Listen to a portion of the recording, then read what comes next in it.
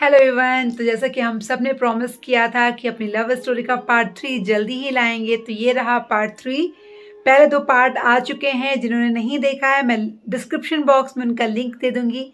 और I hope ये part भी आपको अच्छा लगेगा। इस पार्ट में सिर्फ हमारी लव स्टोरी ही नहीं है, आई थिंक आज के यूथ के लिए जो लोग परेशान रहते हैं उनके लिए एक मैसेज भी है। तो वीडियो पूरा देखिएगा विदाउट स्किपिंग। पूरा देख के हमें बताइएगा ज़रूर कैसा लगा वीडियो। और मेरे चैनल को सब्सक्राइब भी करिएगा, वीडियो को लाइक शेयर कमेंट ज़रूर करिएगा। तो ये रहा आप सबकी डिमांड पे एक और पार्ट। और इसके बाद भी बहुत सारे वीडियोस आते रहेंगे। This is just the beginning. तो वीडियो को पूरा देखिएगा लास्ट तक।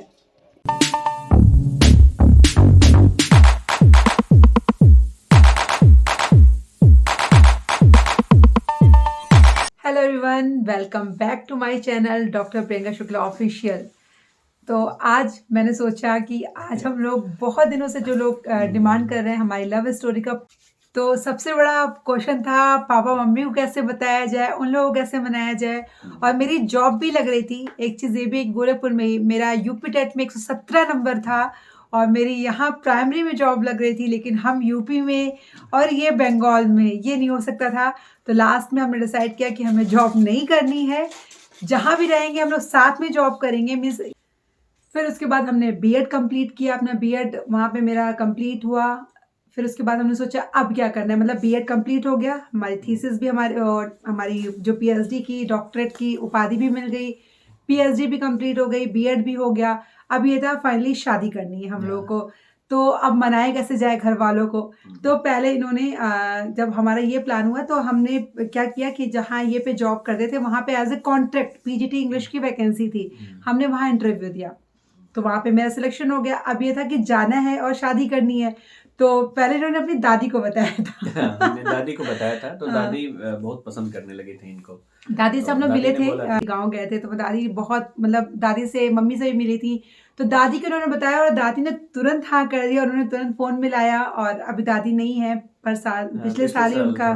तो वही वही थी जिन्होंने इतना तुरंत, जैसे ही इन्होंने बताया, इन्होंने बोला कि हाँ बेटा तुम करो, हमको बहुत खुशी होगी, तुमको सर आंखों में बिठा के रखेंगे। वो ऑडियो उनका कई दिन तक हमने संभाल के रखा था, फिर मेरे फोन के साथ पता नहीं कहाँ चला गया। तो उनकी परमिशन मिल गई थी। और अपने घर वालों से हमने, मम्मी से 1-2 बार पूछा था, भाइयों से। तो भाइयों का ये था तुम किसी से भी करोगी हमें प्रॉब्लम नहीं है, बट लड़का अच्छा होना चाहिए और तुम कुछ करके करना, बाकी तुम्हारी मर्जी है, तुम कर लेना। और मतलब इनडायरेक्ट वे में हमने मम्मी से भाइयों से परमिशन ले ली थी अपने, कि हाँ तुम कर लेना, लेकिन बेटा उसके लिए तुमको पढ़ लिख के कुछ करना होगा। फिर हम वहाँ पे गए, हमने वहाँ पे एज ए पीजीटी ज्वाइन किया और वहाँ पे ही हम लोगों ने शादी कर ली। फिर सबको फोन पे बता दिया। तो फिर हम लोगों ने वहाँ से ही फ़ोन पे बताया। हम लोगों ने 9 फरवरी 2012 को शादी की, जो भी तरीके से हो सकती थी, मतलब कोर्ट में, और जो भी हमारे तरीके थे सब शादी की, सबको बताया फ़ोन पे। तो मेरे घर वालों ने भी तुरंत एक्सेप्ट कर लिया। मतलब उनको ये था कि चलो अब कर ली है तो आ जाओ, मिलो आ करके। जो थोड़ा बहुत होता है ड्रामा वो सब हुआ। जितना हो सकता है उतना हुआ। लेकिन फाइनली क्या होता है ना कि अगर लड़का अच्छा है और लड़की अच्छी है तो उनको मानना ही है, क्योंकि पसंद तो पहले से ही करते थे वो हम लोगों को। एज अ ह्यूमन बीइंग हम भी बहुत पसंद थे इनके घर वालों को, और ये भी बहुत पसंद थे मेरे घर वालों को। इसलिए फिर वो थोड़ा सा ड्रामा के बाद हो गया सब कुछ।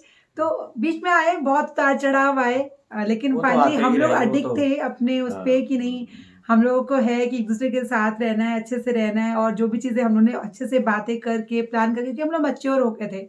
6 साल बाद शादी की थी हमने। हाँ, हम लोग मिलने के 6 साल के बाद शादी की थी। 2006 से फ्रेंडशिप थी, 2012 में हमने शादी की और काफी मैच्योरिटी में शादी। तो उस एज में आकर के इतनी मैच्योरिटी आपको हो जाती है, सही गलत। और वो भी केंद्रीय और विद्यालय में 4-5 सालों लेक्चरर के थे। बाद अगर आप कर रहे हैं तो आपको हाँ, एंड पता आई चल वाज जाएगा। आल्सो अ लेक्चरर, तो कोई प्रॉब्लम नहीं थी। हम दोनों कमा रहे थे अच्छा खासा।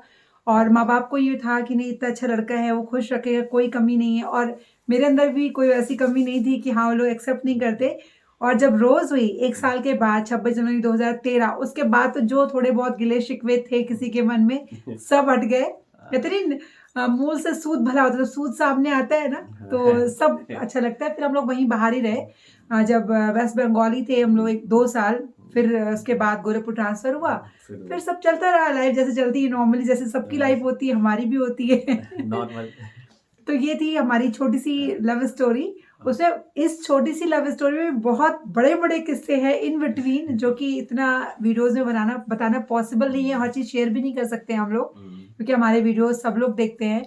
तो आई होप ये आपको पसंद आई होगी, इंस्पिरेशनल रही होगी। तो जो भी शादी करना चाहते हैं, पसंद करते हैं, मैं उनसे यही कहना चाहूँगी एज अ वुमन कि पहले आप अपने करियर पे ध्यान दीजिए। कभी भी ये मत करिए किसी के प्यार में पागल है भाग के शादी कर ली, सबसे गलत चीज़ होती है। आपको पूरी जिंदगी उसके साथ रहना है तो पहले अपने करियर पे फोकस करना होगा, क्योंकि शादी के बाद कोई पढ़ाई नहीं हो सकती। That's the fact. क्योंकि शादी, फिर बच्चे, इतनी रिस्पॉन्सिबिलिटीज आ जाती है, इतना स्ट्रेस आ जाता है कि आप पढ़ाई नहीं कर सकते। मैंने भी पढ़ाई कंप्लीट की और फिर जॉब भी की मैंने, रोज के प्रेगनेंसी तक मैंने जॉब भी की। कई लोग पूछते हैं जॉब क्यों नहीं कर रही, मैं भी वो किसी और ब्लॉग में बताऊंगी अपनी सारी स्टोरी, कैसे I turn to be a housewife. तो होता है, तो कोई भी अगर आप किसी को पसंद करते हैं इसमें कोई बुराई नहीं है, बट अपने मम्मी पापा को वो कॉन्फिडेंस आप दीजिए कि वो आपके फैसले पे मोहर लगा सके। उतना उनको दिखाइए, उतना उनको सम्मान दीजिए, उतना पढ़ लिख के दिखाइए कि माँ बाप पढ़ाते हैं अपने बच्चों को। एक उनका ड्रीम होता है, उनके ड्रीम को फुलफिल करिए, आप तो जरूर मान जाएंगे। कई लोग मुझसे पूछते हैं दीदी कैसे मान गए, ऐसे ही मान गए क्योंकि उनको, इन्होंने केंद्रीय विद्यालय में जॉब की, हमने वो चीज़ें की जो मेरे माँ बाप को हमसे एक्सपेक्टेशन थी। इवन शादी के बाद जो एक्सपेक्टेशन होती है माँ बाप की अपने बच्चों से कि अच्छे से रहे, कोई लड़ाई झगड़ा कुछ ना हो, सब हमने पूरा किया, तो हमारे माँ बाप खुश हैं। तो अगर आपको भी करना है तो पहले पढ़ाई लिखाई करियर फिर अपने माँ बाप को भी बनाइए। नहीं, दोनों लोगों के लिए है, जैसे कि लड़का और लड़की दोनों मतलब कैरियर, मतलब सेल्फ रिलायंट हो। ऐसा नहीं कल को देखो कोई भी रिश्ता हो उसमें थोड़ा बहुत खटपट होता है, लेकिन क्या इस खटपट को बहुत मैच्योरिटी से हैंडल करने की जरूरत है। बहुत मैच्योरिटी से हैंडल करना पड़ता है, बहुत मैच्योरिटी की जरूरत है। इसीलिए क्या, एक जब दिमाग मैच्योर हो जाए उस एज में अगर आप आकर के शादी ब्याह करते हैं और एक दूसरे को कम से कम 3-4 साल देने के बाद, कम से कम देना चाहिए कि कम से कम 3-4 साल बाद, यानी कि उसकी अच्छी बुरी आदतों को सब आप जान जाते हैं। आपको पता चल जाता है कि हाँ सामने वाले के गुस्से का लेवल क्या है, कितना गुस्सा हो सकता है, कितना नाराज हो सकता है, नाराज होगा तो किस हद तक जा सकता है, कितना चिल्लाएगा, कितना झेल सकते हैं इसको, कितना झेल सकते हैं इसको, कितना नहीं। तो ये सब चीजें आप देख लीजिए। खराटे नहीं पता थे हमको। नहीं, खराटे बाद में आए। अच्छा बाद में आए, नहीं शुरू में नहीं खराटे थे, अभी बहुत खराटे लेते अपना भूल गई। हाँ हम भी लेते। आज तो रोज ने कहा मम्मा तुम्हारे खराटे पापा से कम नहीं। तो ये सब खराटों को दूर कर दे, तो आपको बस अंडरस्टैंडिंग हो, अच्छे से एक दूसरे को समझ लें, तभी करना चाहिए मेरे हिसाब से। आनंद फानंद में कभी भी नहीं, प्यार हुआ शादी कर ली, फिर ऐसे रिश्ते शायद नहीं चलते हैं। ये लव एट फर्स्ट साइट, ये होता तो है, अट्रैक्शन है, चलो हो गया, हाँ बड़ा अच्छा लगा, बड़ा अच्छा लग रहा है, अब बड़ी अच्छी लग रही है, अच्छा तो लगेगा ही, जाहिर सी बात है। लेकिन वो ये अच्छा लगना इट्स नॉट इम्पोर्टेंट। अगर ये अच्छा है ना तो सब अच्छा रहेगा, सब अच्छा रहेगा। तो बस यही मैसेज है हम लोगों का कि आप सब लोग मतलब पहले करियर, करियर एंड करियर पहले फोकस करो। जो बनना है आपके ड्रीम, आपका लाइफ, आपका करियर का ड्रीम, उसको पूरा कर लो। फिर आपको अपना पार्टनर भी अच्छा लगेगा। अगर आप अपने ड्रीम पूरे नहीं कर पाओगे तो फिर उसके बाद कुछ दिनों बाद खटपट शुरू होगी, लड़ाई झगड़े। तो वही देखो, सबसे ज्यादा जरूरी वही है, फाइनेंशियली स्ट्रांग होना।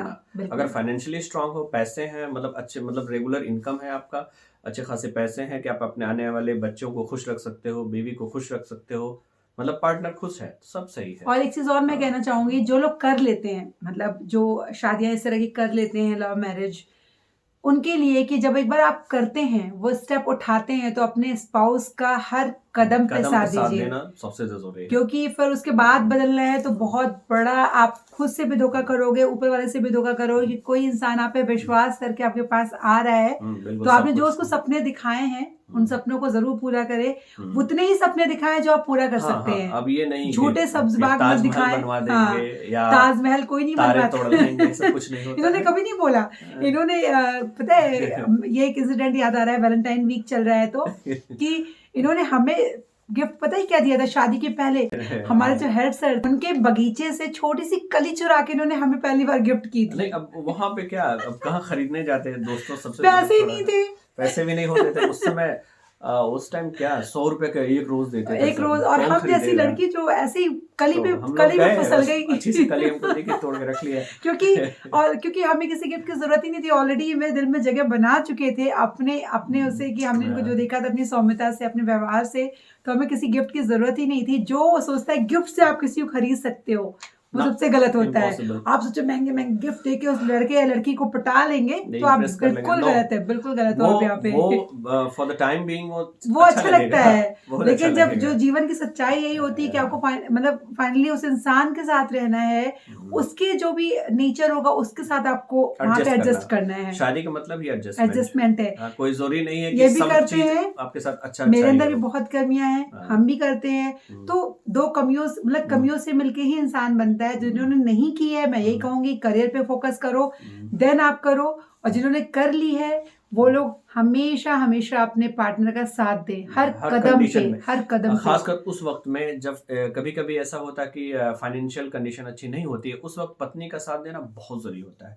कभी कभी हस्बैंड का इमोशनली वीक हो जाता है, समटाइम्स कुछ सिचुएशन ऐसे आ जाते हैं अनअवॉइडेबल, उसमें एक दूसरे का साथ देना सबसे ज्यादा जरूरी है। अब ये नहीं पता चले कि पहले से परेशान है, हम आकर के और जाओ ये करो और जाए वो करो, नो, ऐसा नहीं, इस मामले में तो है, हर कदम पे इन्होंने मेरा साथ दिया। जहाँ पे कभी हम कमजोर पड़े इन्होंने मेरा दिया, जब ये कमजोर पड़े किसी भी कुछ वक्त ऐसा आया हमने इनका साथ दिया। और ये आएगा ही, सबके जीवन में आता है। कभी ऐसा होता है कि ये इनको अभी करियर की वजह से या कुछ भी काम की वजह से स्ट्रेस में है, कुछ है, बीच में आते रहते हैं अप डाउन, तो उस टाइम हम शांत हो जाते हैं, इनका सपोर्ट करते हैं, तुम परेशान मत हो। कभी कभी हम परेशान होते हैं तो ये मेरा सपोर्ट करते हैं। तो ऐसे ही बनता है दुनिया में, कोई और आपका साथ देना दे, लास्ट तक आपका रहने वाला आपका पार्टनर ही है, तो वो साथ दे, सबसे जरूरी है। तो वैलेंटाइन वीक में एक बहुत अच्छा मैसेज भी हम दे रहे हैं आप लोगों को कि प्रेम के सप्ताह में बस यही है कि प्रेम करिए, लेकिन अपने करियर पे ध्यान दीजिए। अगर आपने किया है प्रेम तो उसको निभाइए, लास्ट तक निभाइए, मरते दम तक निभाइए। अब ये नहीं बाद में मत बोलिए कि पापा नहीं मानेंगे, ये क्या होता है, पहले सोचना था ना, फिर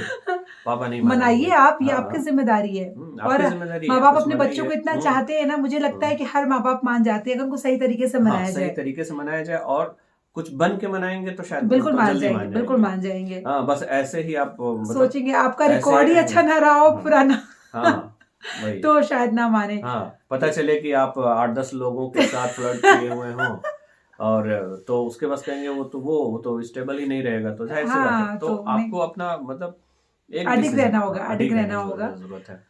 तो इसी साथ करते हैं ये व्लॉग यहीं पे खत्म। और अपना प्यार दीजिएगा इस वीडियो को, अच्छा लगा हो तो लाइक शेयर कमेंट जरूर करिएगा। और भी कुछ आप पूछ सकते हैं कमेंट बॉक्स में, लेकिन प्लीज रिक्वेस्ट टू ऑल कि अच्छे अच्छे कमेंट ही लिखिएगा, कुछ भी यहाँ पे बुरा मत लिखिएगा, क्योंकि हम सिर्फ ये बोलते हैं कि love is everything, love is everything, और इस दुनिया में कुछ रखा नहीं है प्यार के सिवा।